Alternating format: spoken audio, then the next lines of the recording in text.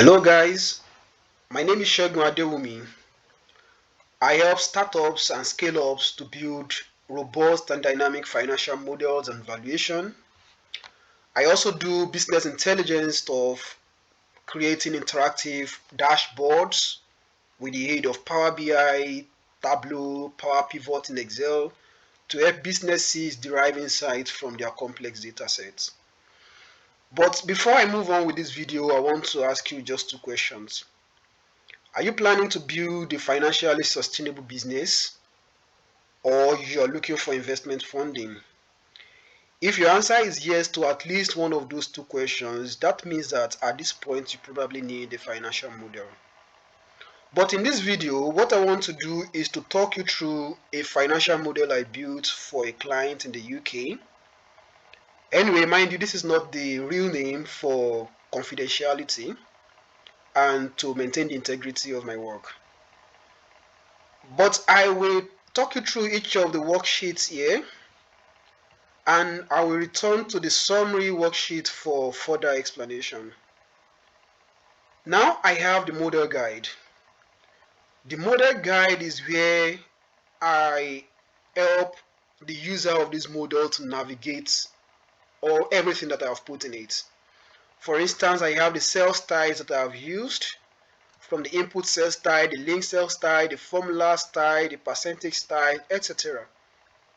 And I also have the model content. It's a kind of color coding. For instance, if you look at this output, the P&L, the balance sheet, and the cash flow, they are all color coded in green. And you can see them here, P&L, balance sheet, cash flow. And the same thing with the analysis and DCF, you can see them color coded in yellow. So it's to help user to go straight to the sheet he wants to look at. I have the model details, and this talks about details regarding the business that I prepared this financial model for.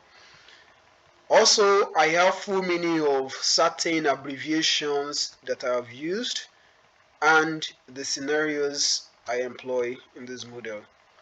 Now, this is a summary worksheet. I will return here in just a little bit. I have the input worksheet, which contains all the assumptions that I used in preparing this model. It contains all the assumptions I used in preparing this model, both macroeconomic assumptions and business specific assumptions. It is on this sheet that users are allowed to manipulate the figures, change from one thing to the other, in order to suit exactly what he wants. But they are not allowed to make, changes to any of the other worksheets. Now moving on from there, I have the calculation worksheets. This is like a bridge between the input worksheets and my outputs. So this is where I make all calculations pertaining to loan schedule, the interest expense, the fixed assets, the depreciation schedule, and also I made calculation regarding the revenue, cost of sales, working capital, SG&A, etc. I have everything here. So when I get to my outputs worksheet like the P&L, balance sheet, and cash flow, all I need to do is just to link from the calculation worksheet. The only calculation that is permitted to be done here is subtotals and totals. And then I arrive at my net profits for each of the years that I am looking at. The same thing goes for the balance sheet. And I also want to point you to these spark lines, and I just use this to make users quickly get an insight of the trend. And you can see that I highlighted the high points. For instance, 2023 appears to be the year of the highest PPE, that is property, plant, and equipment, and you can see it in this spark line. So the same thing for my P&L. I just chose to use a different spark line here, but still the same thing. Now from the three outputs, I want to show you the analysis worksheet. This analysis worksheet is where I did my ratio analysis calculations. You can see the ratio analysis. And I also put here summary of important things in the output. You can see the revenue, cost of sale, etc. So all these things are from the three output: the balance sheet, the profit or loss, and the cash flow. Now I computed the free cash flow from firm. I also computed the WACC. I computed the net present value. I computed the payback period, the internal rate of return, the terminal value, and finally, I computed the discounted cash flow valuation of the organization, and we arrived at enterprise value of 3 million and equity value of 3 million also. So, but you know that the equity value is derived after we've removed the net debts and we've added the cash to the enterprise value. So let's quickly go back to these summary worksheets. So this powerful summary worksheet is controlled by these buttons, or if you like, you can call them switch. This 1, 2, 3, 4, 5. Number 1, this scenario switch is where I switch from the base case scenario to the conservative scenario, the best case scenario, and the worst case scenario. For instance, now everything here is on everything you're seeing here is on the base case scenario. You can see that the DCF is 3.3 million and the payback period is 5.5 years. That is 5 years and 5 months. And you can see the IRR, internal rate of returns, is 5.5%.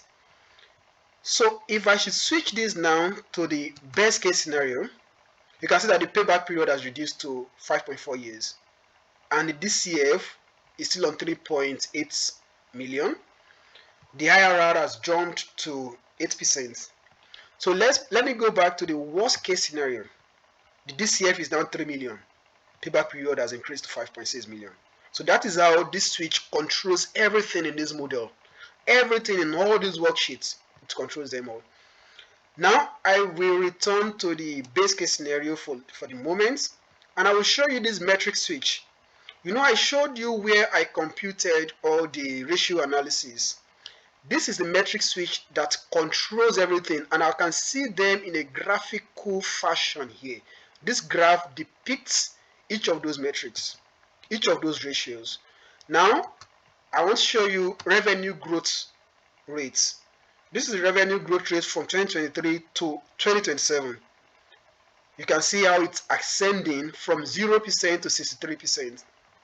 So if I choose to look at something else, I want to look at the EBITDA margin. This is how the EBITDA margin looks like.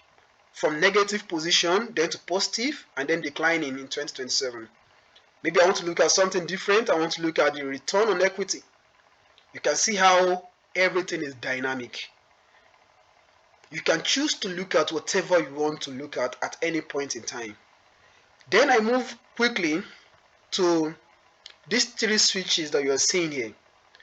At the moment, I am looking at the revenue by the net profit and by the cash flow. Revenue, net profit, cash flow. And you can also see them here in this chart, because the three switches you're seeing here controls this table and also this chart. Revenue, net profit, and cash balance. So this is what we call the combo chart. Now, if I choose to look at something different, I want to check the revenue, the gross profit instead, and I want to check by the net profit. So you can see that everything has changed. Immediately everything changed. All the figures here changed, and the graph here also changed. So this helps organization to make very quick decision. For instance, this dashboard is a very simple one, and at the same time it contains everything that management needs to see. It contains everything that users need to see. It is simple, but yet very robust. So probably you need something like this for your business. Probably you want to, as I've mentioned earlier, you want to obtain investment funding, or you want to see the feasibility of the business that you're planning to go into. I bet you at this point, you probably need a robust financial model like this. So I hope you enjoyed this very short video. Thank you very much.